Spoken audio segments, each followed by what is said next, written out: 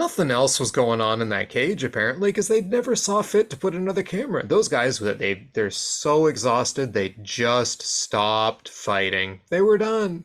The Blackpool Combat Club were like, we've had enough combat. Thank Mox, Mox is like, I don't need to fight anymore. I've got enough thumbtack.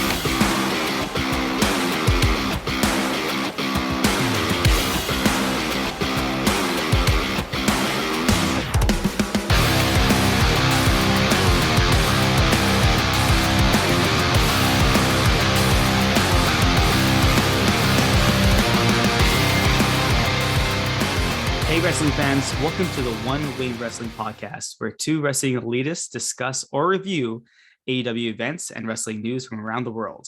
At One Wing Wrestling, our motto is, we go where the elite go.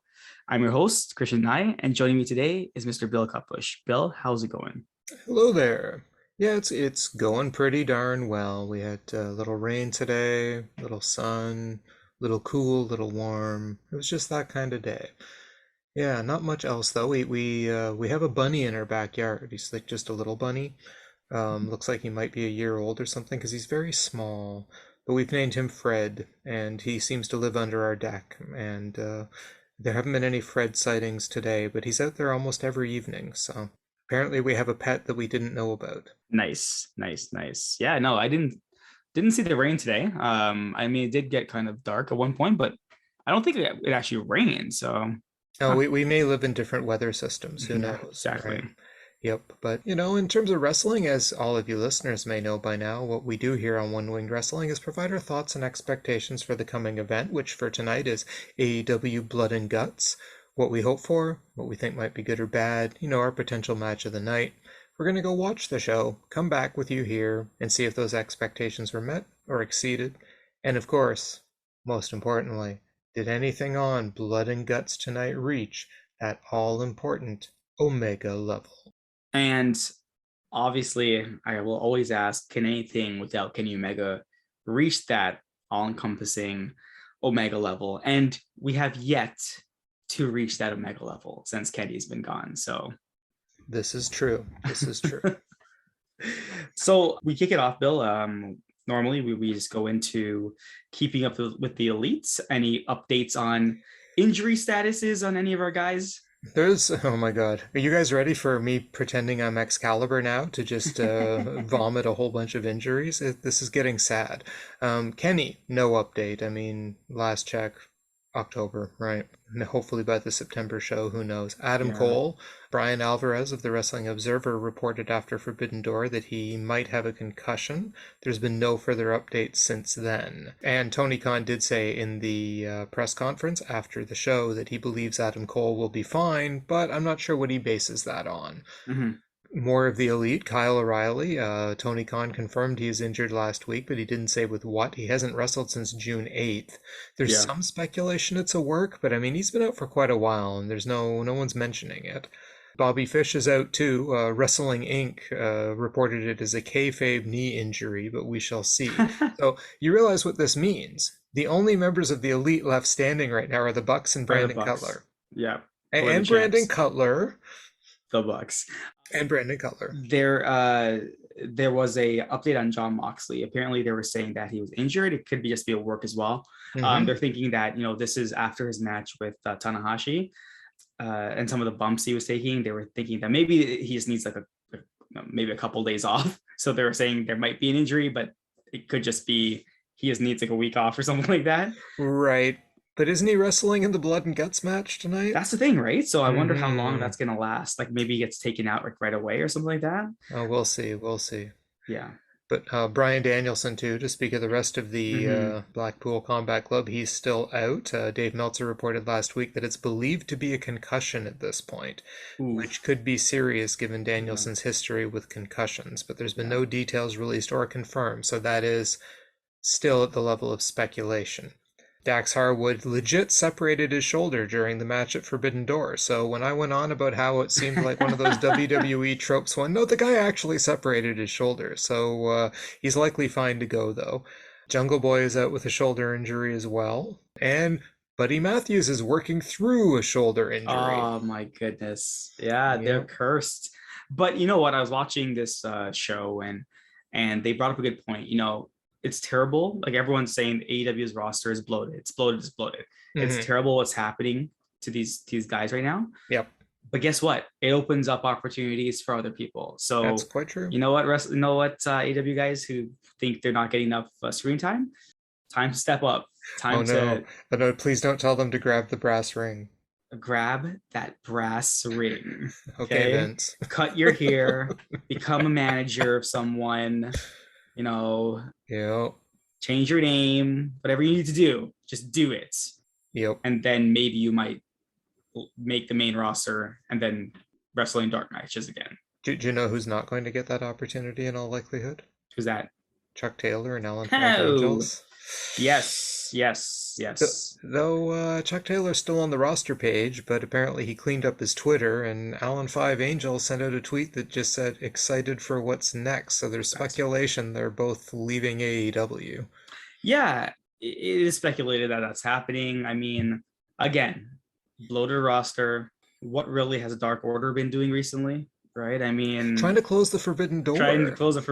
I mean, I think John Silver, I think he's kind of safe. He has that kind of funny persona that the fans seem to really enjoy. So I think he's okay. Stu Grayson, the problem with him was that even though we liked his wrestling, personality-wise, he never got to show anything, right? He was just there in Dark Order as part of Evil Uno's like tag team, right? Dark Order. The mass exodus has begun. Unfortunately, this was going to happen. The thing about AEW, once again, is that they don't fire people. They just let the contracts expire. Right. But I mean, hey, at least they're not cutting anyone's contracts and stuff like that. So that's one of Tony Khan's main things was, hey, I'm not going to fire anybody, but we're going to use you as we can, right? So yeah, I could see more people coming in. And Chuck Taylor, when was the last time he wrestled? I don't even remember. Well, I mean, the most recent things I've seen with him are him cutting out the heads on being the elite, right, from the shirt. I guess he has to cut his own head out of the shirt now. Yeah, exactly. Is Roppongi Vice is best friends over because Roppongi Vice is a thing now, right? And if we have to like be honest with ourselves, Rocky Romero is a better wrestler than Chuck Taylor. And has a longer history with Trent Beretta with Roppongi Vice, right? So, hey, it is what it is. And I know the Forbidden Door is closed at the moment, but hey, if Will Osprey wants to come wrestle for AEW a bit more, I'm all in for that, right? Well, so that's a great segue because I wanted to talk to you about what Will Osprey will be doing. Oh, okay. Because some of you may know, the most prestigious tournament possibly in wrestling begins in July with the G1, the New Japan Pro Wrestling G1, which is a tournament to decide essentially the winner. Usually gets something like, the title shot at Wrestle Kingdom for the big championship, right? And it's divided into 4 blocks. It's tournament style. You get points for wins, points for draws, 30-minute time limit matches, that kind of thing. And so there was a couple matches I thought that people might want to check out in the first couple days of the tournament. And one of them involves Will Osprey. So this is what he'll be doing for the month of July and part of August. July 16th, Will Osprey's opening match in the tournament is against El Phantasmo. Oh my god. I want to see this match. Seriously. Oh my goodness. Yeah, it's kind of, I guess at this point, it's yeah, you're right. This is a big thing for New Japan. Will Osprey, El Phantasmo, our breakout star of Forbidden Door. Definitely. It's going to be a great match because again, Mr. Serious versus Mr. Not Serious at all. Interesting that you're telling me these time frames. And you know what they line up with? They line up with after this tournament, Kenny Omega returning to AEW. So I'm not saying that Will Osprey and Will Smith. I'm not saying that Will Osprey and Kenny Omega are destined for a collision at some point this year. But I'm kind of saying it's being set up that Will Osprey and Kenny Omega are destined for a collision this year because I'm just thinking this through. And right now, as we speak, as we know the belts didn't change hands. Really, the only belt that is owned by an AEW team is FDR, right? They own Right. all the belts, the New Japan Tag Team belts and the Ring of Honor belts. So really everything kind of is okay except for that one little thing. So like if Will, as you said, Will Osprey, let's say Will Osprey wins a tournament, he's up for the G, like he's up to in Wrestle Kingdom, he'll probably wrestle the champ, I'm assuming, right? Right, and that takes place in New Year's, just after New Year's. So yeah, I'm very curious. I don't. Let's be realistic here. We should stop calling the Forbidden Door. It's just they have a working relationship with AEW New Japan, have a working relationship. So wrestlers I can see are going to be just jumping back and forth. I wouldn't mind seeing some AEW wrestlers go down to New Japan. Like FTR said, that was their goal. Yes. They're going to go down and challenge in New Japan. I wouldn't mind seeing some other, like after all the flack that Kenny and the Bucks got when they left, you know what? I'm thinking that's kind of cleared up a bit. It's time to like get everyone together. I wouldn't mind seeing some New Japan matches with Kenny and the Bucks there and whomever. But that being said, there were rumors that even though this working relationship is pretty good, there was a lot of tension in the back room still, because you have to remember that people, if they don't like each other, just because your boss has made a working relationship, it's gonna force you to like each other still, right? Which Eddie Kingston has shown. So I mean, I think this forbidden door thing is just kind of like, you know what, guys, we have a working relationship with New Japan. I say by we, I mean AEW, and I'm here for it. Like as Kenny said, this event is one of many to come. Yep. Right. So there's I only see up from here. So I'm excited.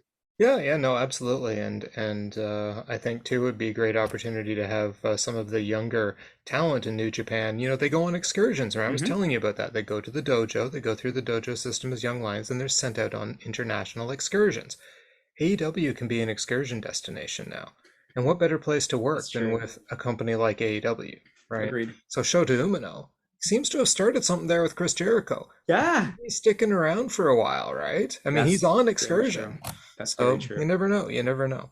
There's one more match, too, I think people might want to check out, and it's a little more serious than Will Osprey versus El Phantasmo, and that is Zack Saber Jr. versus Kenta on July 17th. Oh. WWE people will know Kenta as Hideo Itami, but believe me, he is way better than they ever booked him on NXT. The guy is a phenomenal technical wrestler, the inventor of the go to sleep, and he's facing Zack Saber Jr. That is a match I would love to see. Listen, we have to remember that Okada was in WWE at one point too, donning a mask, pretending he was the guy from the Green Hornet. The big surprise. That's where Vince went with that, right? Of course.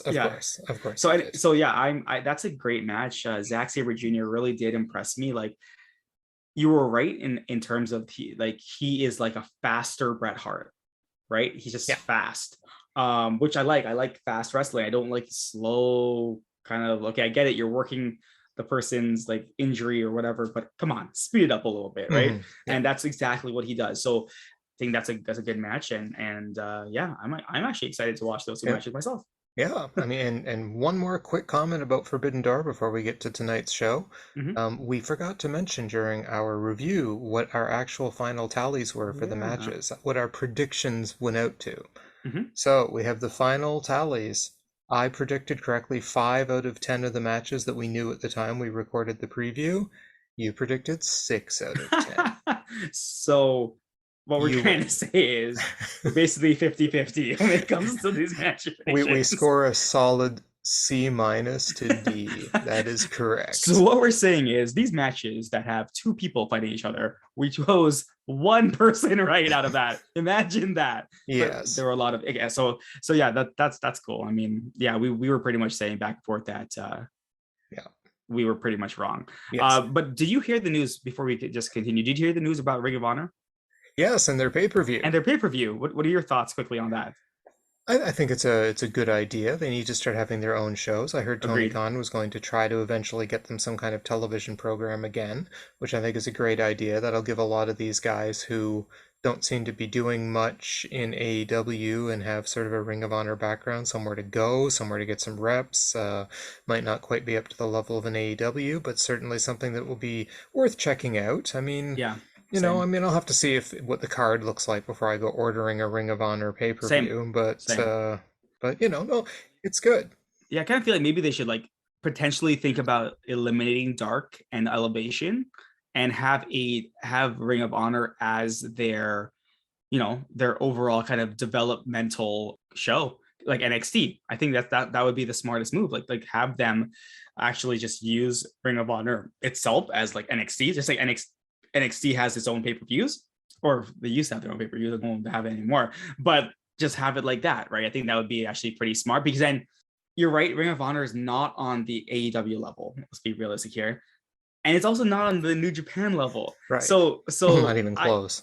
So I get New Japan and AEW like facing off against each other. And this is what, like, I appreciate Dax and Cash, holding the Ring of Honor belts. But I'm like, okay, great. You also have the New Japan belt. So yeah, I think that's probably the best move. So Bill, let's get into this. Let's get into it. So right now we only have four matches and a promo to talk about. So it might be that Blood and Guts match is going to go an awful long time tonight. I see that, yeah. So let's start off with the match that was announced most recently. We've got Max Caster and the Gun Club taking on Danhausen and two secret opponents. Don't know who the two secret opponents are. I'm pretty sure one's going to be Hook, because you send Hook, right? So Hookhausen's going to be there. I have no clue who the third person is going to be. So I really want the Gun Club and Max Caster to beat them down, like absolutely destroy them. Yeah, that's it. Like this match, I think it's going to be okay. The thing is, Max Caster is such a great wrestler, and he showed that at the Forbidden Door, right, with him and Billy Gunn. The Ass Boys, they're pretty, you know what, for the ridiculousness they do do execute well. So they really can be a funny tag team. I really hope they win. Because Max Caster needs to just keep winning.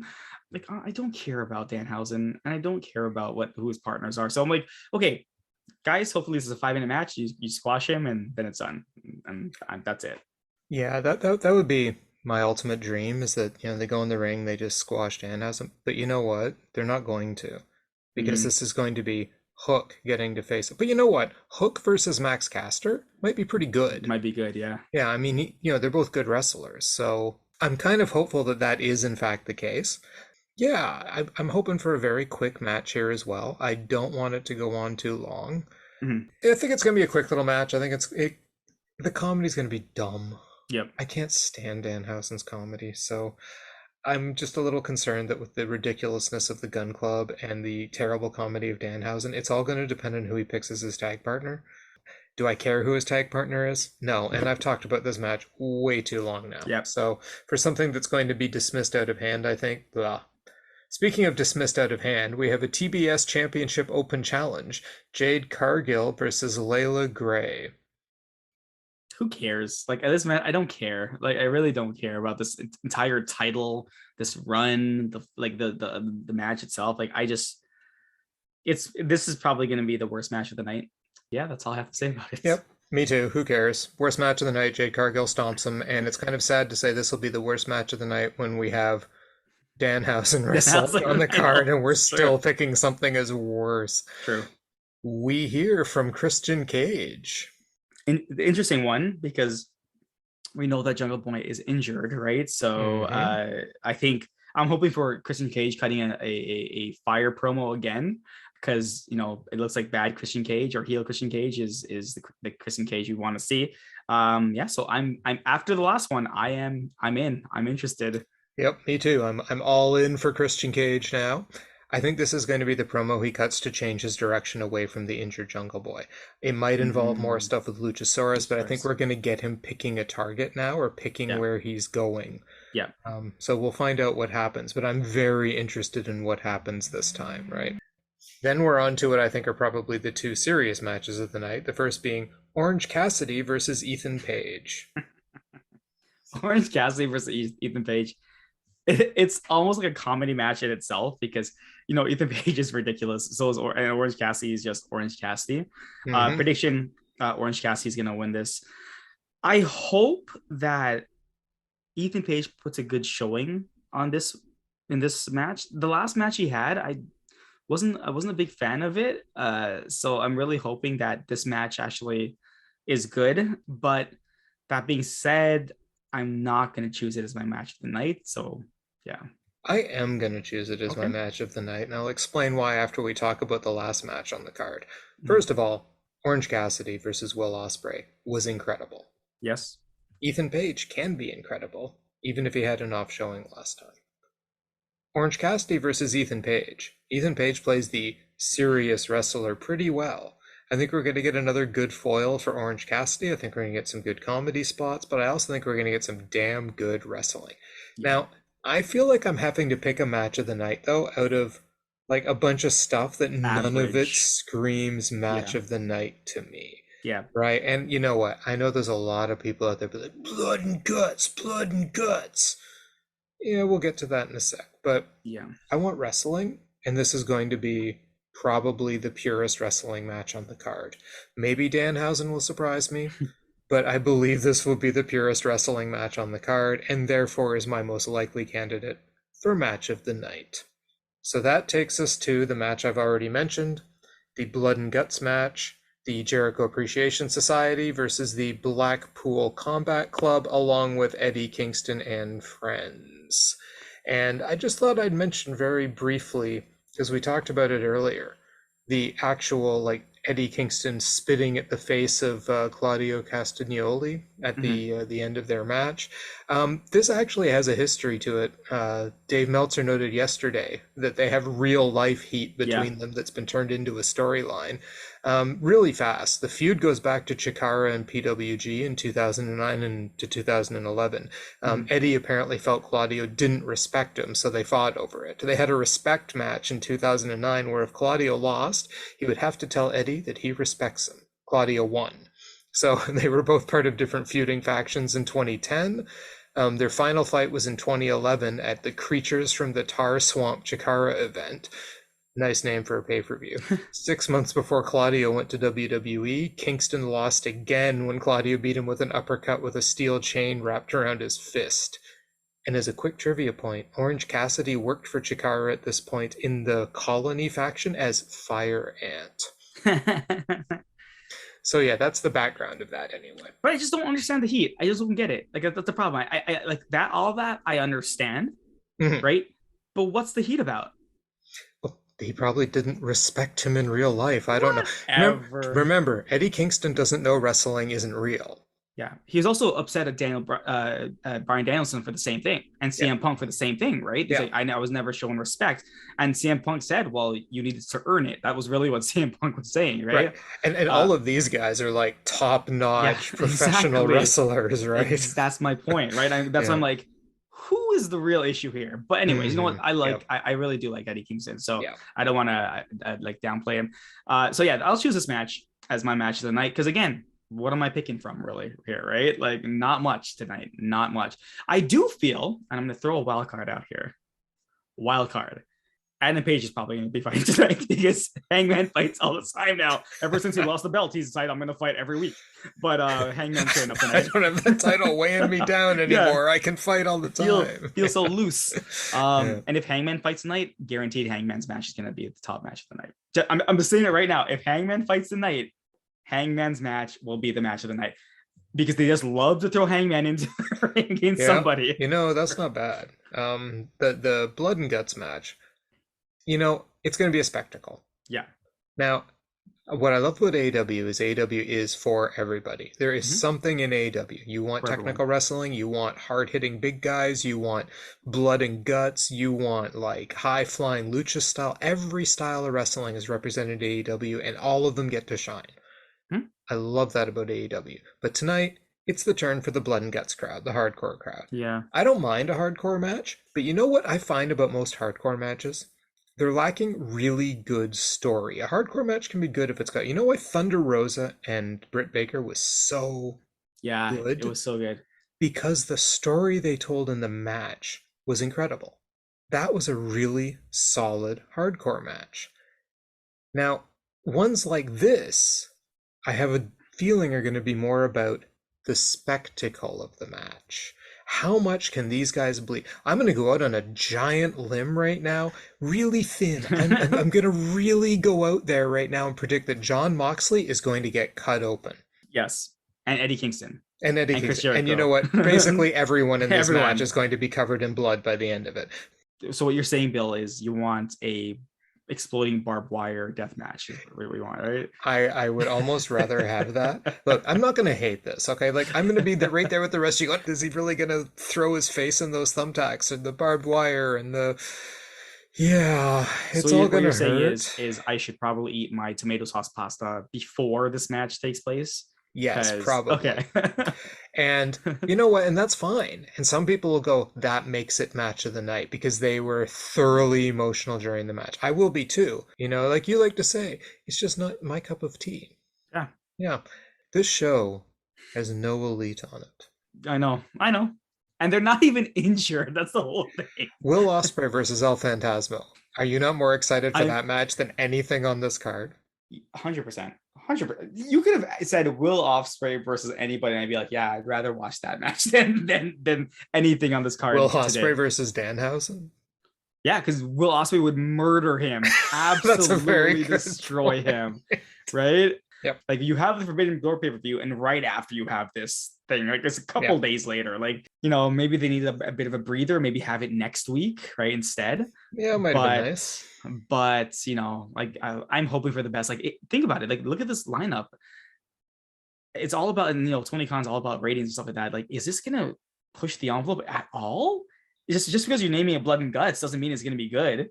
Yeah, well, I mean, don't forget, there's a lot of people out there who will watch it for spectacle, right? Spectacle means a lot for a lot of wrestling fans, and there's a lot of people who love this stuff, like seriously love this stuff, right? I mean, it's why death matches are such a thing, because people love people doing stuff like this.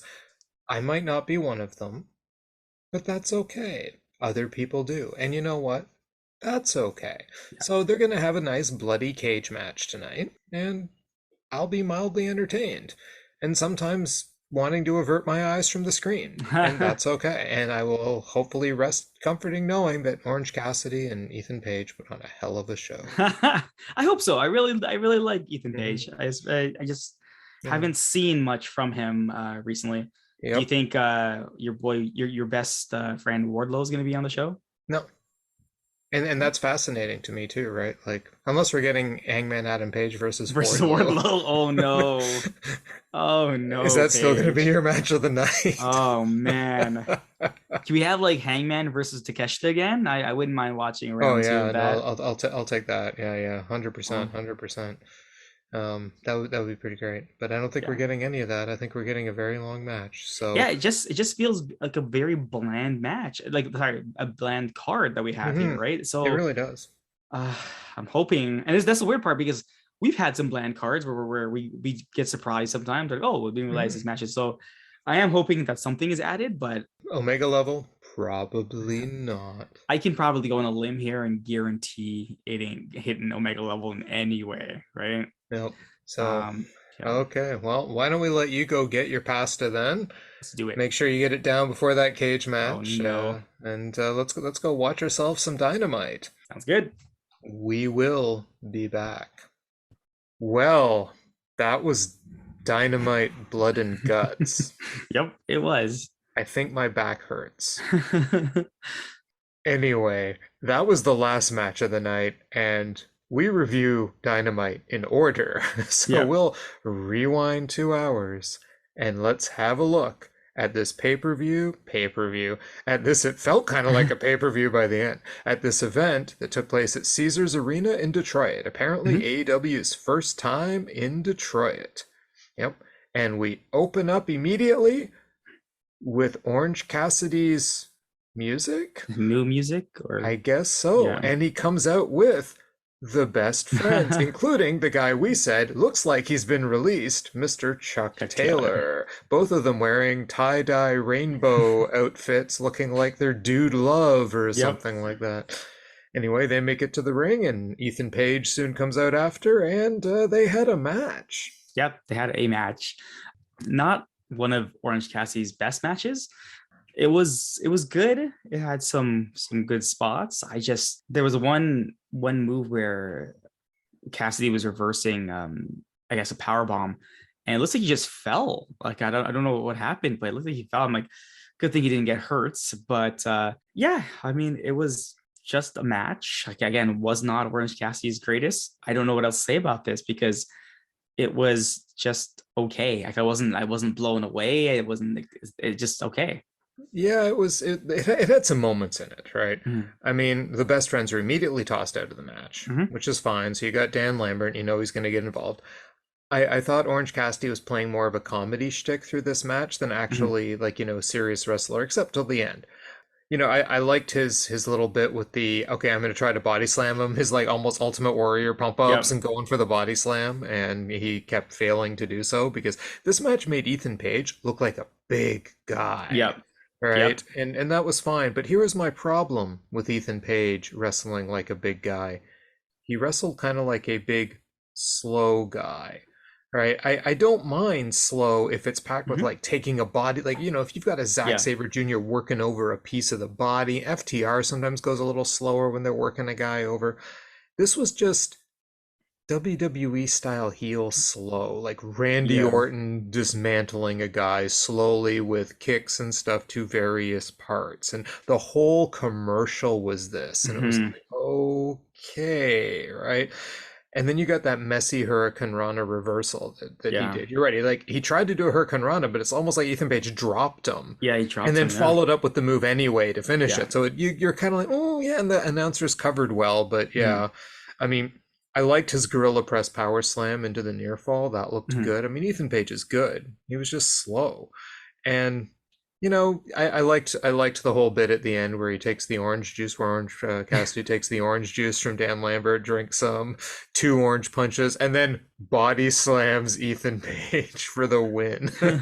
His finishing move was the The bodies. body Yeah. slam, which I thought was, it was a semi-fun match. I laughed a couple times. I enjoy Orange Cassidy. I had said at the beginning this was going to be my match of the night. I can't make a match like this my match of the night. Yeah. I'm in trouble on this particular show. Ethan Page's slowness in the middle really brought this match down for me. It was only Orange Cassidy's comedy that saved it. That saved it, yeah, a bit. And now this word from DraftKings. And we got the DQ Blizzard commercial. Fortunately, I was immediately brought back to life because Tony Schiavone introduces Christian. Yeah, Christian Cage, the I guess most hated heel in the business at the moment. Yeah, he came out to apologize to Jungle Boy for making comments about his father and so forth, but he ends up just keeps on burying Jungle Boy. Says the whole family, something like he wishes the whole family was dead, except his mom. He's like, call me. And then he said he wanted a match, but it wasn't. He said, I never said I was going to wrestle. And out came evil Luchasaurus, I guess, right? Yes. Who made quick work of Serpentico, who was already in the ring. I didn't even know he was there. I guess Christian Cage has now turned Jungle Boy's friends against him. So yeah, I guess until Jungle Boy returns, it's going to be like a tank just running through people for the time being with Luchasaurus, which is good. You give Luchasaurus a little bit of a push as well. But yeah, no, this was hilarious. Again, even the fans were like shocked at some of the stuff that Christian Cage was saying, and yeah, I loved it. I thought it was great. Yeah, I'm sorry I said that you want your father Yeah. dead. What I really meant was, I wish your whole family was dead so they didn't have to see how pathetic you've gotten, something like that. Except your mom. Oh my God, I laughed so hard when he did that. Anyway, yeah. I like the Luchasaurus no color in his mask anymore. It's just solid black. His beard looks darker, he looks more vicious. This is a big guy I can get behind because he can move. Yeah. And I'm quite happy with him and this is how I like my big guys. I like them evil. I like them bad. I don't want the good guy everyone's cheering for. That's really boring. What I like is the bad guy who runs through everyone. That's fun. Like poor Serpentico. Oh, of course I we had to know. go. It was a very quick, but you know who Christian's reminding me of right now a little bit with the way he kind of brought in Luchasaurus and the way Luchasaurus is wrestling, the way Christian's outside, and you know he's getting the money out of him and Mhm. stuff. He's gonna ride this gravy train. Bobby the Brain Oh. Heenan. And, you know, Bobby back in his day used to have some very not this kind of inflammatory, Mhm. but used to have some very inflammatory, you know, 80s style promos. And I got that, ooh, this is kind of interesting. It's like a new, you know, Bobby the Brain Heenan beginnings of a stable, maybe, which I think would be Yeah, kind of probably. awesome. I would love this Christian as the head of a stable. Yeah, It agreed. would be wonderful. And the I love the after the match beatdown. It's like, you know, go get him some more and Some choke more. slams him on the Yeah, floor. Pretty great. Like this a lot. Thumbs up. yeah. Good match. Yes. Or good segment, I should say. Yes, and then we went to the first of a few backstage promos, and this one was Scorpio Skye and Wardlow, who have a no contact thing in effect, and they're standing face to face in the back. Yeah, and Wardlow tells Skye, bring all of the top team, America's top team. I'll take them all out and stuff like that. And I'm like, okay, whatever. Like they're trying to build for this match, and it's whatever. I don't care about the match, but hey, apparently the fans do. Yeah, I don't care about this match either. What I do care about is another great Wardlow promo. I'm done talking. And then he Mhm. talks for ages. I'm done talking, but I'm going to talk. Right. And then he's going to treat, I was going to call him the Blackpool Combat Club because they're stuck in my brain. He's going to treat America's top team like their security guards. Yeah. So apparently now the lowest common denominator of Security anything guard. is a security guard. Yeah. Right. So mall cops, they get beaten up. So we have the street fight now. Okay, that's Yeah. great. The last thing I wanted to see was Scorpio Sky and Wardlow in a street fight. I would love to see Scorpio Sky against almost anybody else. Fair. At least again, Wardlow did not wrestle on this show. No, he did That's not. that's 2 weeks in a row. Mm-hmm. I'm a happy man. So then we got the Gun Club and Max Caster coming out. I loved Max Caster's rap here again. Yep. Yep. And then we had Danhausen come out and he introduced his tag team partners, which were not Hook. We were wrong again. Wrong. It was. Yeah, I popped for this and it was FTR. When FTR's music kicked in, I was like, no way, it's FTR. And he somehow convinced FTR to come out. I enjoyed this match. Unfortunately, like Danhausen's not that good, even at playing the like, you know, the weak link, right? Just not that good. The Gun Club and obviously Max Caster did what they had to do. Like for an FTR match, it was pretty average because, you know, they had some spots for that. I think this did was progress the story. I mean, at the end where Billy Gunn turns on his own sons, so again, what happens is Anthony Bowens tries to make the save. He's not injured anymore. Great. That's great news. He's not injured. Accidentally hits the Gun Club. They lose. But there's like a little shoving match and Billy Gunn tries to separate it, but knocks his own son over and tells him to get out. And I was like, whoa, okay. That's that, you know, they put the seeds in here from such a long time ago, like when they got drunk that night and he was so angry at the Gun Club, but he was okay with Max Caster and Anthony Bowens. So this is going to be interesting what's going to happen here, because it's like, okay, so are we saying now that we're just going to keep the Guns bad, the Gun Club themselves? Is Billy Gunn going face with Anthony Bowens and Max Caster? Because like, as much as you will try to push these guys as bad guys, the pop they got when their music hits, these guys are stars now. Like there's nothing else you can say about these guys. So yeah, I thought the match was okay, but it wasn't like, I actually preferred this match more than the opening match. I thought it was because again, well, FDR was in it, right? Yeah, I don't know where they're going to go with this, and I'm very curious to see what happens coming up. Yeah, no, it was interesting. I mean, yeah, no, I was surprised to see FTR too. And I mean, they came out on fire in this match. The pace was just insane, right? They were relentless for the first thing, like their interchange, their tag team moves. And then they tagged in Danhausen. My problem with Danhausen is that when he's actually doing moves, right? Like, some smaller guys, like they're Mhm. wiry, but they can Mhm. actually get the moves off. You see a lot of luchadors like that. They're kind of Mhm. small and wiry, but they're so good at getting the moves. Danhausen looks like, I don't know if you've ever seen those matches where somebody's wrestling the Invisible Man or something like that. And they're like getting flipped in the air, but you can tell, like, obviously the guy has to do it by himself because Yeah, he's wrestling the Invisible Man. I felt like every time Danhausen was throwing someone, it was more like he was just putting his arm there, and then the guy throws himself over Danhausen. agreed. It almost looked terrible to me. And, the commercial break was really boring. It was just Yeah. them beating up Danhausen. Snore. I liked the stereo German spot from FTR. Mhm. That was really good when they were doing The multiple German place, Germans. yeah. Yeah, that was really good. The ending was just whatevs, Yeah. and Danhausen gets the pin. Okay, that's fine. And it's a confusing turn because the way they portrayed it with the gun club walking off and looking so sad and stuff that their father has turned on them, that's a total babyface thing, right? I mean, they were trying to babyface the gun club, and if they weren't, that was the story they were Mhm. telling. But you're right, the crowd pops for like the Yeah. Acclaimed. So I'm confused. This Yeah. is this is almost getting to that level of the storytelling they had with America's Top Team and who were they facing where you couldn't tell who the big good, oh, Sami. When they were Mhm. facing Sami, and it was like, is Sami supposed to be the good guy or the bad guy here? Or with, yeah, and it's what's going on. And this one, it's the same thing. It's completely confusing. Like, Mhm. a father just turned on his sons. That's a heinous act. But he's supposed to be the good guy? Yeah. I'm He totally chose confused. the team the fans love, right? Yeah, but I That's why. mean, but again, that's not a story. The story has to have the right impact, and he chose the team, the fans, so he's a sellout. He's just selling out for the crowd because he turned his back on Or his he kids. considers those boys more of his sons than his But own family. why? We've never been told why that's the case. We've never been told why he would turn his back on his own sons. There has been no indication other than the fact they all got drunk in Vegas. Yeah.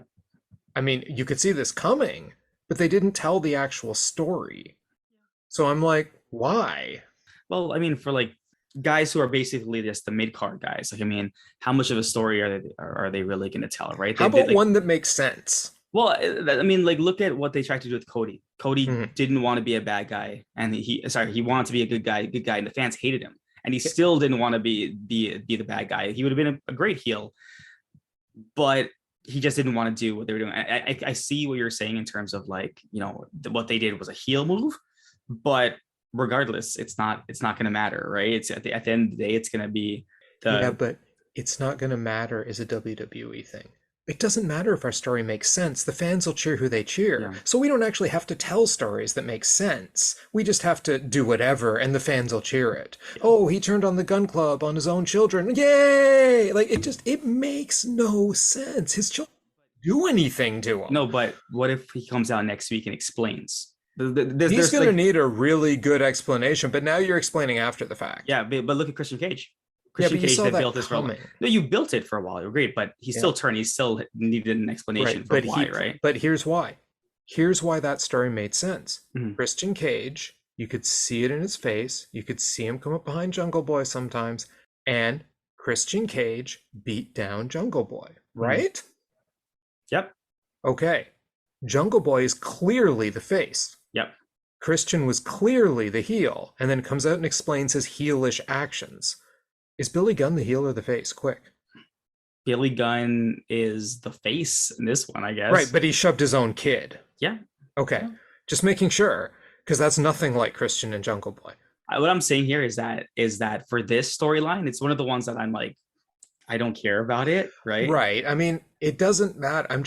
My only beef with this whole thing is that it doesn't make sense. It's not a good story. And you're right, it's mid-card, but you like the minute you start shrugging at whether your stories make sense is when you're getting lazy. This was really lazy. But it was kind of lazy when they put them together in the first place. Yeah, no, I agree. Because we went, why are they suddenly together? And now they went, why are they suddenly apart? Right? Like it just, if you wanted Billy Gunn with the Acclaimed, why couldn't you have Billy turn to his kids then and go, you know what? I think you guys are tough enough. You're on your own now. I'm going to help these guys out. Yeah. That would have been a face move. Yeah. Yeah, I right? feel like what they did was they wanted the Acclaim to push the Gun Club, is what was happening. It Mm-hmm. didn't. It just backfired on them because, like, realistically, at the end of the day, it wouldn't matter because the fans just don't like the Gun Club and they Right, love the Acclaim. So, like, it just didn't work for right, Tony Khan's plan. right. Um, But yeah, keep in but mind how JR was selling them during mhm, the match, though. These yeah, guys are really good. You know, yep, underneath all of these things, they're a good team. It's, yeah, again, there was like the commentator face push. And then mhm. they're the ones at the end go, oh, our father pushed us. And they're supposed to be the ones garnering sympathy out of this. Yeah, But no one but cared. no one cares. Yeah, Yeah, no one cares. it made no sense to me. So I'm a storyteller. Lazy storytelling is always going to stick out to me.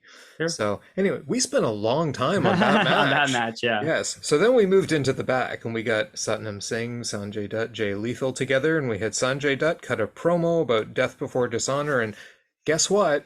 For like the second or third week in a row, they still want Samoa Joe. So yeah, exactly. He's injured. They want him to come sign the contract that he's gonna Hmm.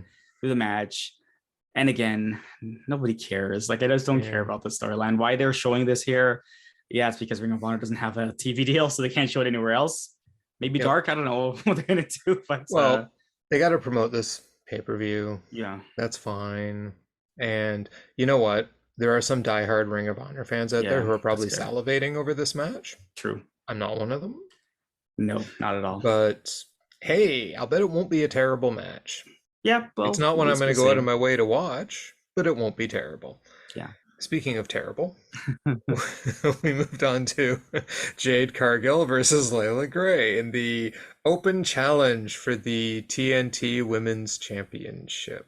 Yeah, I mean, this was a squash match, as they all are. I don't understand them. And then I was really confused at the ending when she called, when she's like, get me some real challengers and blah, blah, blah, blah, blah. Kind of pulls the mic away from Stokely, which I'm like, wait, what's happening right now? And then she gets attacked by I was gonna say Amber Moon, but Athena. You could pull a Athena. JR. Do you Athena. know how many times he called people by their WWE Oh, names tonight? yeah, It was Athena frightening. and Chris Statlander.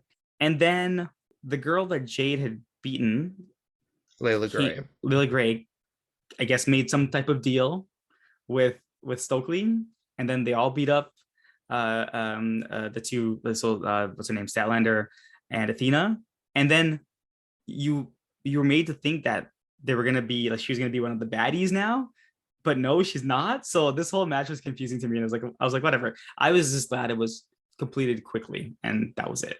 It was done. It was a match. And Yeah. then really lazy storytelling again. Oh, we need to get someone in there and show how what a convincing guy Stokely is. And yeah, no one cares. Yeah, no, he didn't really speak that much either. So it's like, okay, anyways. Well, that's good because I'm really bored with him speaking too. So anyway, I wasn't entertained by the match. I No. wasn't entertained by the shenanigans afterwards.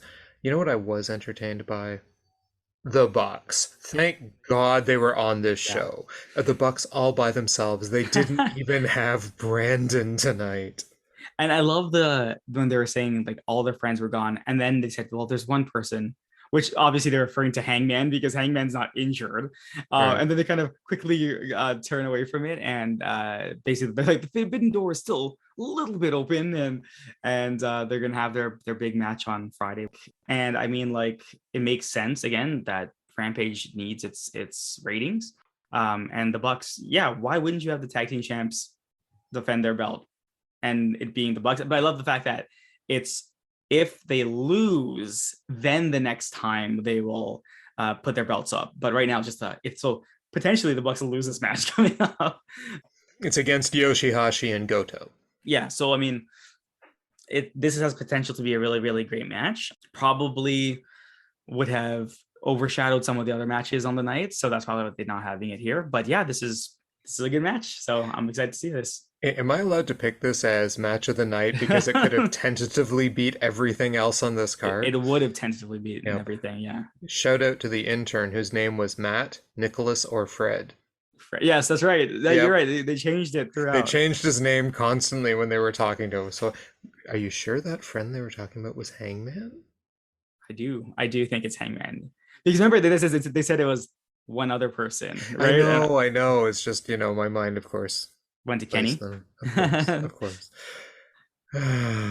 Anyway, so yes, Fred, Nicholas, and Matt. I do resent them naming the intern after the bunny in my backyard, though, 'cause, he's not half as cute as the bunny in my backyard. Though I didn't see the You didn't see intern, him. to be fair. Didn't see him. That's true.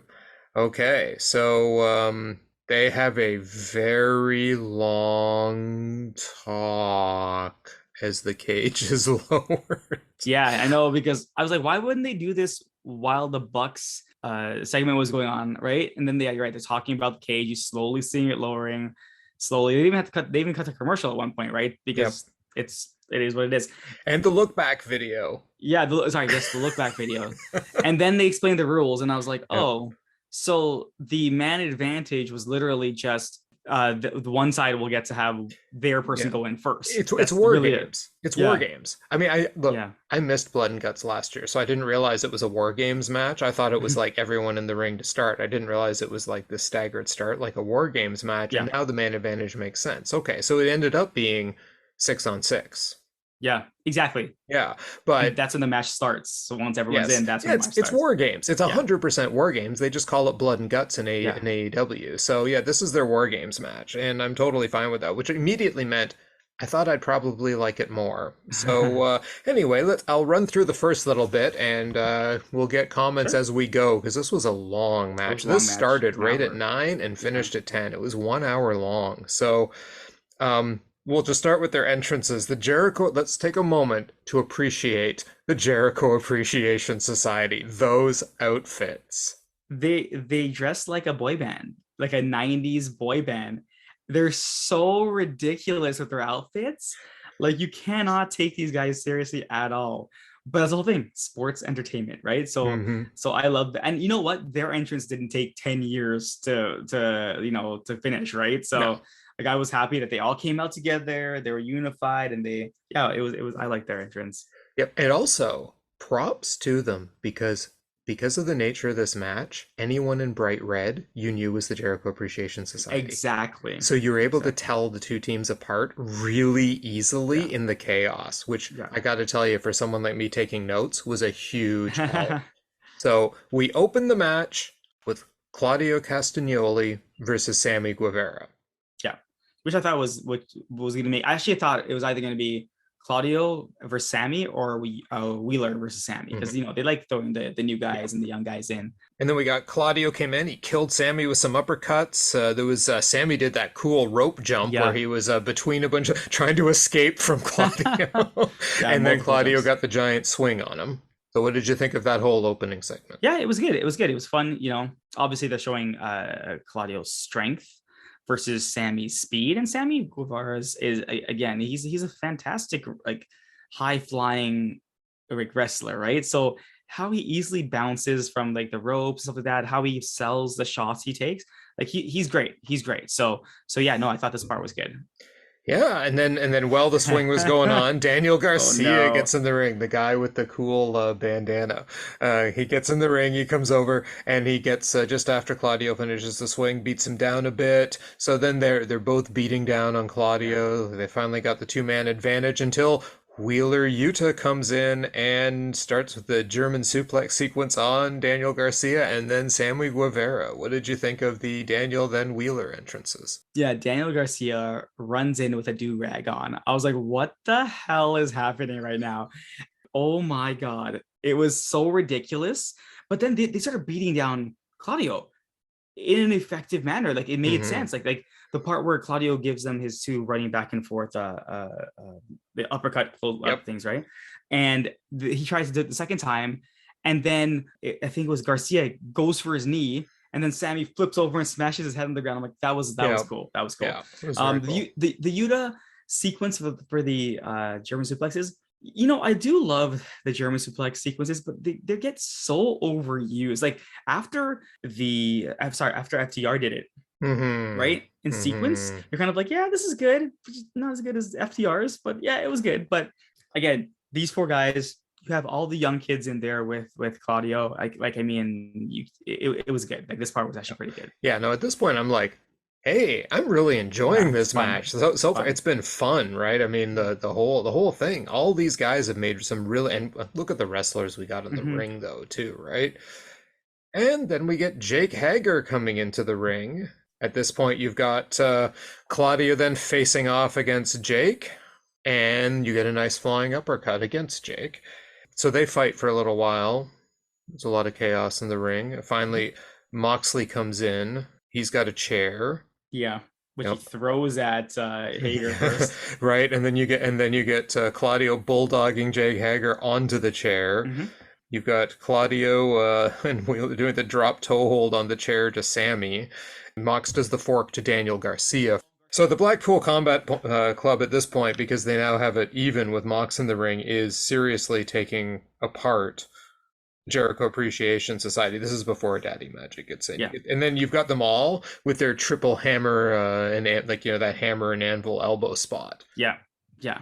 This was good. I mean, like going after Garcia with they were trying to figure out what's happening. They're like, is that a knife? Is that a fork? Like Mm-hmm. he's using a fork. He's stabbing Garcia. I'm like, oh great, the Here fork comes the is out. blood. Yeah, here comes the blood. Yeah. But yeah, no, but I mean, again, at this point, I was still having a lot of fun with the match. Yeah, oh yeah, and it was funny too because you've got these guys in the ring that are all wrestlers, right? Hmm. Essentially, and then Mox comes in, and Mox. okay, yeah, there goes the neighborhood. The blood's coming now, right? And it's exactly what he is, and Yeah.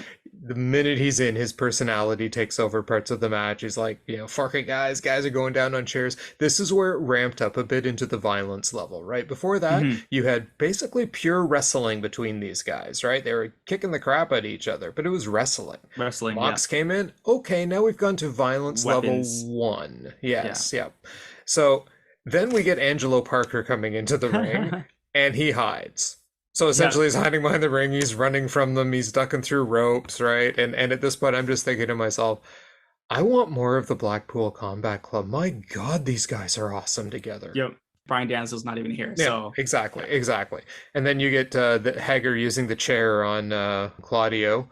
And then Mhm. finally, Ortiz comes in to even up the odds again after Angelo Parker spent a lot of time running around and there were a few minor fights. Not a lot happened, I didn't think, between the Angelo. There was more of the comedy No. thing with Angelo getting away from them, right? Yeah. So then you get Ortiz coming in and he takes on everybody, Hmm. right? And this leads, and he knocks down everybody, but it leads into the commercial break, right? And during the commercial break, Mox gets out a bag and dumps broken glass onto the floor. He then takes Angelo Parker and pile drives him into the broken glass. And then I thought it was a fork at first. I realized he had a piece of the broken glass into Hager's forehead. So Jake Hager is all messed up too. And that was the commercial break. So this Yeah. was like you could barely see it on the commercial break, and you've got Mox like just destroying people with broken glass. Yep. It's turning into blood and And guts. guts. Yep. Yeah. It was a bit much, but Yep. yeah, it didn't get better from here. Yeah, So so yeah, exactly. So then you got Daddy Magic Matt Menard coming in after the commercial break, and he's got a chair and he goes to work on Mox with it. mhm. Sami then suplexes Mox on the chair. Yep.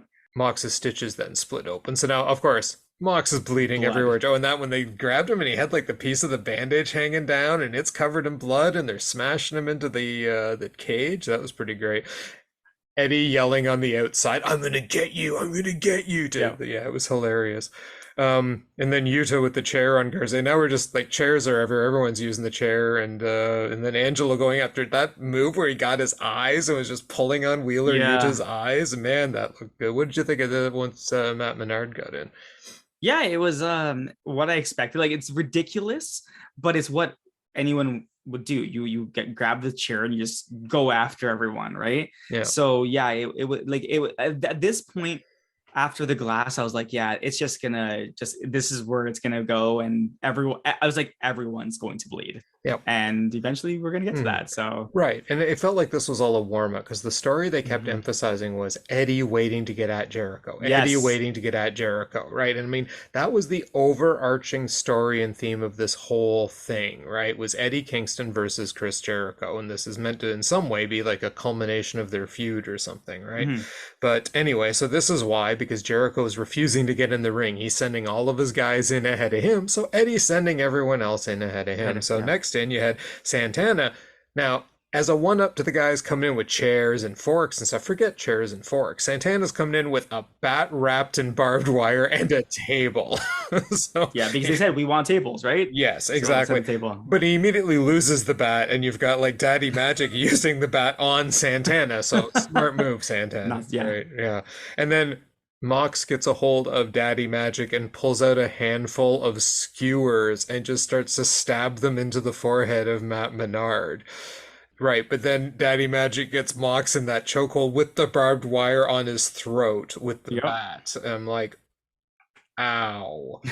I had said that the last pay-per-view, like the Jericho Appreciation Society were wiped out. Like they were so bloody, and I was like, yeah, I'm pretty sure this is gonna happen again. So when Angelo Parker and Matt Menard, when they got in, I was like, yeah, they're both gonna be covered in blood by the end of this, right? Absolutely covered. And yeah, this is what was happening. These it looked painful. Like everything, you're right. It made no sense where Santana comes in with a bat, and then suddenly the bat's being used on him. I was like, this doesn't make any sense. Okay, I was like, whatever. But yeah, this part again, it was, to me, it was just kind of like at that crazy kind of like a level, and it just kept going at that level. So yeah. At this point, you're getting some wrestling, but it's mostly involving the weapons. It's almost all the weapons stuff. Now you finally get Jericho, and of course he comes in with Floyd the Bat, right? But immediately Ortiz stops him and like nails him with a chair. So he gets in with Floyd, and with the second bat in the night, immediately loses the bat. But then you got Sami with the flying cutter to Ortiz, Yuka with a German to Sami, then he counters Daddy Magic, but then Hager gets the belly-to-belly suplex to Wheeler Yuta, and then Claudio with the suplex to Hager, that nice, the one where he gets him up in the, looks like a fireman, not quite a fireman's carry, I forget what you call that, and then suplexes him off. And then that flying uppercut where he launches Daniel Garcia in the air and hits him with the uppercut, followed up by Jericho with the code breaker. I mean, oh, it was good. Good sequence. Yeah, I love this sequence. And this was the lead up to Eddie Kingston coming in. Now, Eddie Kingston, because everyone's dead now, right? Everybody's dead except Jericho, who's standing alone in the ring. So I thought this was really good because they set it up. Jericho's just standing there by himself. And Eddie Kingston gets in with the kendo stick. It was really well planned out, well timed, right? Everyone kills each other except Jericho, who's just standing there. Yep. So you get Eddie in with the kendo stick. It's the kendo stick. And everyone is in the ring. Finally, the bell rings. Yeah, I forgot. I had forgotten. Yeah, I love that about these matches, right? Everyone gets in the ring, and finally they ring the bell to signify the start of the wrestling match. Yeah. So Eddie's trying to get at Jericho with the kendo stick. He's just beating on everybody on the way to Jericho. Jericho tries to escape. Eddie goes after him. At this point, I checked the time, and we're talking that it was 9:37 p.m. Now, at this point, Eddie Kingston pulls out a jar that William Regal tells us is full of rubbing alcohol. But it gets knocked away quickly outside. And then later on, you see Ty Conti shoving it. Yeah, pushing it back into the ring. But it never really, I didn't see it get used. Yeah. I don't know. No. I was like, is that an accelerant? Are they? I thought they were going to set the table on fire, and nothing happened with it. Yeah, and then you've got, Ortiz. That part gets hit with a chair again, and Jericho's working on the alcohol. I mean, so now we've got like 23 minutes left in the show. Eddie Kingston's in the match. The bell's rung, and the Blackpool Combat Club takes control for a bit. Right? They set up the table, chair to the head of Hager. You've got a doomsday device to Garcia. Now, that was pretty cool. Jake Hager through the table with a power bomb. Eddie and Mox power bomb Jake Hager through the table. So that's the end of that table. Yeah. Now, at this point, I'm legitimately thinking to myself, I'm really enjoying this. This was probably going to be my match of the night. Where were you at this point? I was having fun with it. I was like, in comparison to everything else we saw tonight, this was the most entertaining one, because it was giving us what they promised, right? A lot of blood, right? So at this point I was like, yeah, this is clearly the best match of the night. Yeah, for sure. I mean, so far it was probably the most entertaining thing on the show. Now we were at remember what I said the other night about some of those matches, and I was like, okay, we're at stage 1, stage 2, stage 3, and they all stopped at stage 3. Well, This one hits stage 3 now because Mox and Yuta take out two big black bags, and they dump like 1,000,000 thumbtacks in the second ring, and they just cover the darn thing. And in the other ring, Claudio's ripping up the canvas. So they're pulling the canvas off the first ring mat, and they've got thumbtacks spread out in the second ring, right? So Mox immediately suplexes poor Danny Magic onto the tacks. That just looked so painful, right?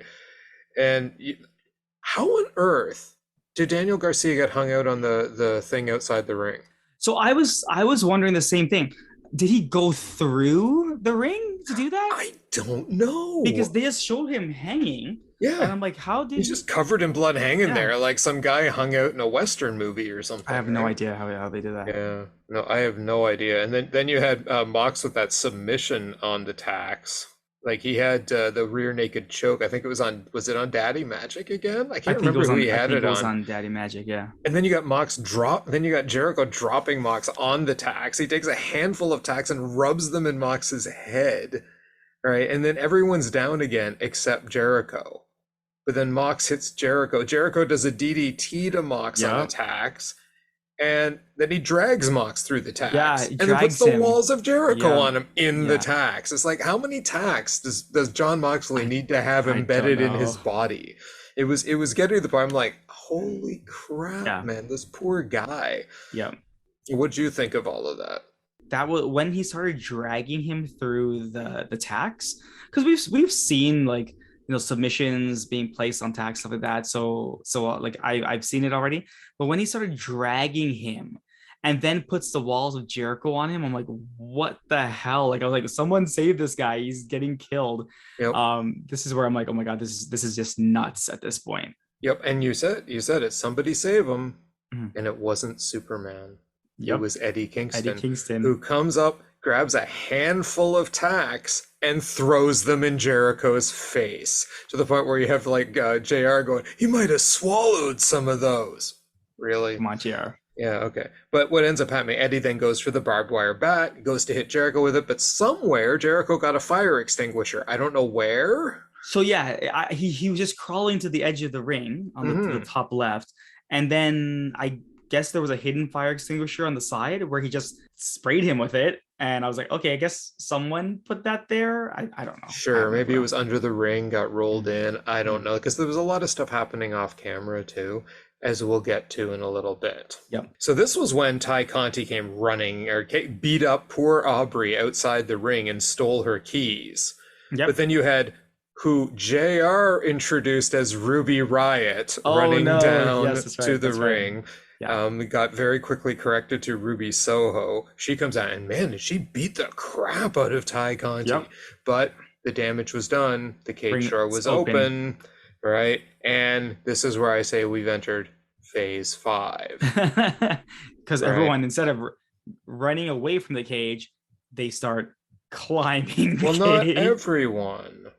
It started off with just Jericho. So he climbs up, and Eddie follows. Eddie follows him, yeah. And this is what I call nap time. Because we were doing so well. There's a lot of horrible looking spots. You know, there was some solid wrestling.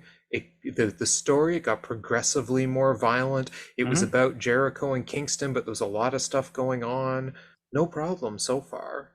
Kingston goes up. They're on top of the cage.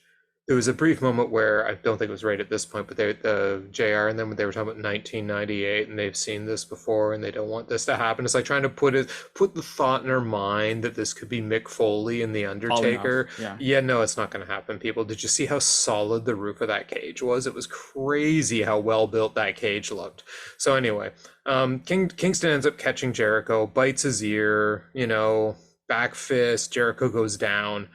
Sami gets up. He gets up behind him. I mean, this isn't quite sleepy time yet. Sleepy time's coming up, right? Sami comes in, saves Jericho, but Eddie gets him, throws him off the roof of the cage into the table. What did you think of this spot? I saw it coming, because when they were showing the ring lowering, I was like, wow, that area where the bell normally is, it looks very well padded right now. Like they get this black cloth all over it. So I'm like, it looks like there's something underneath it.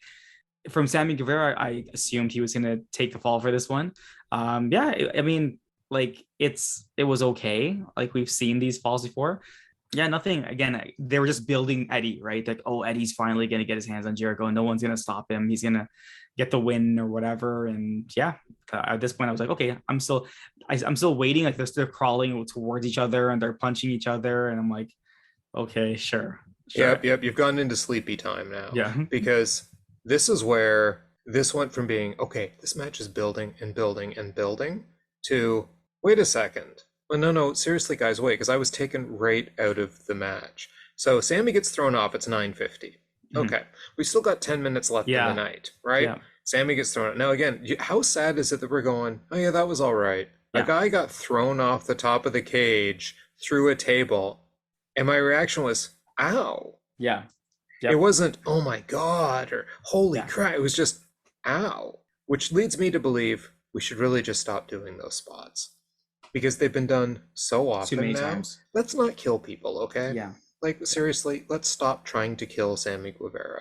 He wants to die. He's like Darby Allin. They both want to die.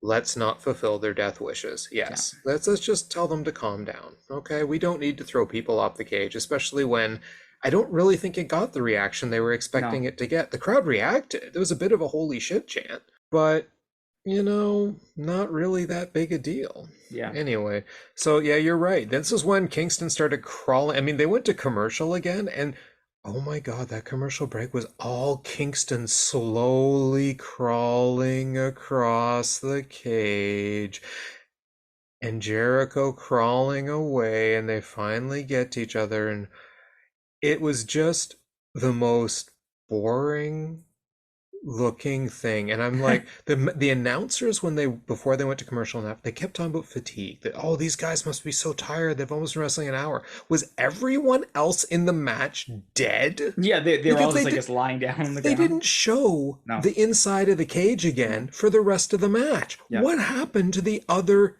10 guys? There's 10 other people. They can't all be dead. Can you show me some action, please? And not just, I get they're the story, but my God, was I taken out of it by this. I'm like, well, what happened to the other 10 guys? You've got a guy slowly crawling across the top of the ring, and this is supposed to keep me entertained now?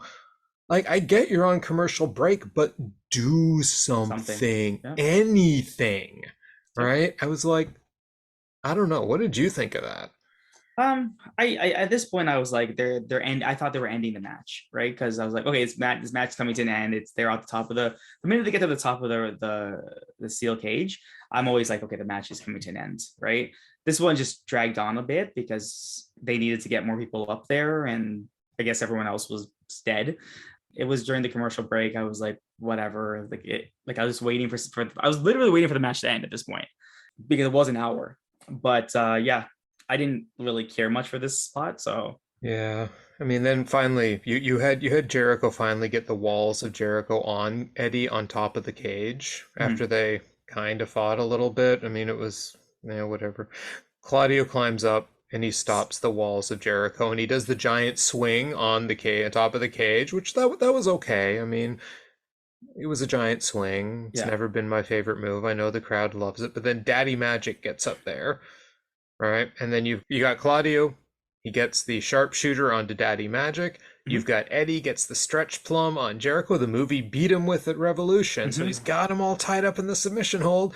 And Daddy Magic taps out to the sharpshooter. Yeah, he taps first. So this part I thought was pretty smart, right? You got them doing so. Claudio's the one that saves Eddie. Claudio's the one who puts the submission hold on Daddy Magic. Claudio gets the win for the Blackpool Combat Club and Eddie and the boys, and Eddie's all, wait a second, what happened? What it wasn't me that tapped out Jericho? So he looked pretty pissed, which I thought was, I like that bit of subtlety. That was a good, well told, and I like good storytelling, good, well told ending. But then at the end, they seemed to patch it up a little. They were all standing tall on the top. Yep. Somehow everyone except Santana got to the top of the cage. Santana never made it. I mean, he just disappeared. He's dead. Apparently. I hope he's not injured.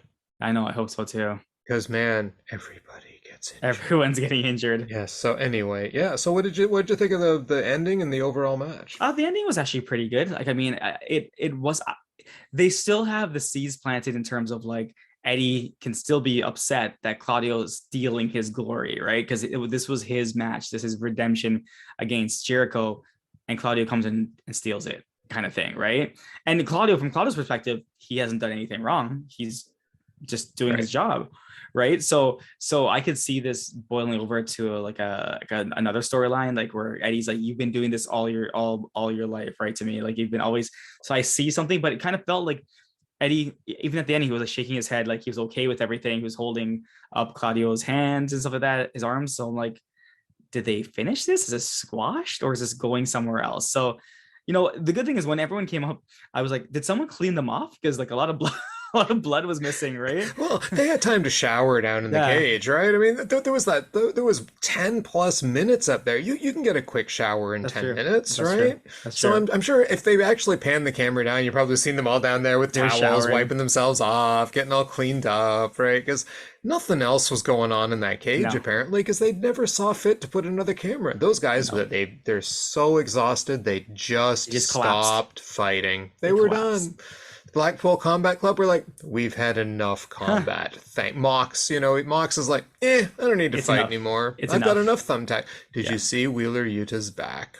Do you see Chris Jericho's back as well? He had thumbtacks all over it. I was like, oh, I guess, you leave them in until you go to the back. And then and then someone's going to pry them out one by one. That ought to be fun. Thank God they have a lot of muscle, because that probably helps them not get killed as badly. Oh, I don't know how they did it. I don't know either. I would not want like 30, 40 thumbtacks sticking out, and especially the way they get put in. Slam me hard onto the thumbtacks to drive them all into my back. Yeah, exactly. Yeah. I loved the first half of this match a lot. Mm-hmm. I didn't mind the violence parts as they started off because the violence made sense, but when they left the cage, they lost me. Because then it became extremely unrealistic to me, right? Like not cutting back to the cage to me was really problematic. Because again, what happened to the 10 guys? You're seriously trying to tell me they were just dead for 10 minutes. I get that JR was exhausted, but come on. Yeah. Right? For me, that did take me out of it a bit. The ending was good. They redeemed it with a good storytelling ending. It's got the AEW subtlety to it, like, well, there was a bit of tension. Ooh, but it looks like they've made up for now. Yeah. Right? And they do that a lot in AEW. So I think there will be a story out of this. Maybe not right now. Yeah. But this can be fuel to the fire at some later time, right? So we can go back to this match eventually. Anyway, was this your match of the night? Yeah, in comparison to everything else, it was just entertaining for me, which most of the matches tonight were lacking. It still had the Jericho Appreciation Society being absolutely ridiculous, had crazy violence, and it wasn't perfect, but it was the best of the night for me. So I would say this was the match of the night. I am going to say, and this is the first time I've done this, there is no match of the night tonight. I just can't. This match, it had that long bore. Because match of the night for me is something that I'm going to say, I want you to go check this out. You've seen Thumbtacks. Yeah. Okay, you want to check this match out. Check out the first, chunk of it where there's some really cool wrestling and some good spots in the ring. Once Mox comes in, the violence starts. Okay, it was not bad, but then it degenerated. And I'm sorry, that 10 minutes of just crawling across the cage and nothing going on in the ring. I mean, I cannot emphasize enough how much that took me out of the match. I was just like, are you kidding me right now?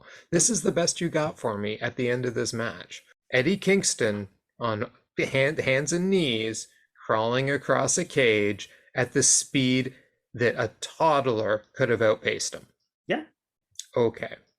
So I can't call this match of the night. I can't call the Orange Cassidy match of the night. I can't call none of the matches for me were anything better than, pretty good. Hey, I entertained. Yeah. To me, that's not, and never mind Omega level. I'm going to assume there was nothing for either one of us tonight on this show that remotely met Omega level. No. My favorite thing on the whole show was the Bucks segment. Yeah. Yeah, the Bucks. Yeah, this was and I'm not going to say I disliked it. There was a good, half an hour of that blood and guts match that I Mhm. enjoyed quite a bit. Mhm. Good match. I was thinking this could be a match of the night. No, I just can't. I just can't. Lots happen, but I just can't. And yeah, I'm trying to look at the matches again to see if there's any hope for any of them, but no. Sorry, Dynamite. No matches of the night from me this week. I can't recommend it. I'm just going to tell you to go back and watch Osprey and and Orange Orange Cassidy from Cassidy. Forbidden Door, or tune into Rampage, where I'm sure we're going to have at least one match that destroys everything on this show. And you know what? I'm going to catch Rampage this week, and I will let you know if that is the match of the night. If the Bucks Yep. predicted the match of the night in their segment tonight, I'm going to call their segment of the night. Segment of the night. Segment of the night. So that's my moment of the night on Dynamite tonight, was the Young Bucks promo, because it excited me more than anything else on this show. Though I did enjoy Christian. Yeah, that's true. His segment was pretty good. So I guess that means it is time for our phrase to summarize up the evening. My thought of the night is sometimes people say less is more. In this case, we had less, and it was not more. My phrase to summarize the evening is, hey, July 16th, Will Ospreay's fighting El Phantasmo, and it's going to be awesome. We should go check that out. Yeah, that's going to be a good match. Yes, and that about sums up what I was thinking about while watching chunks of tonight. Yeah, fair enough. But with that, it is time. And as the Great One always says, goodbye, everybody, and good night. Bang. Good night, everyone.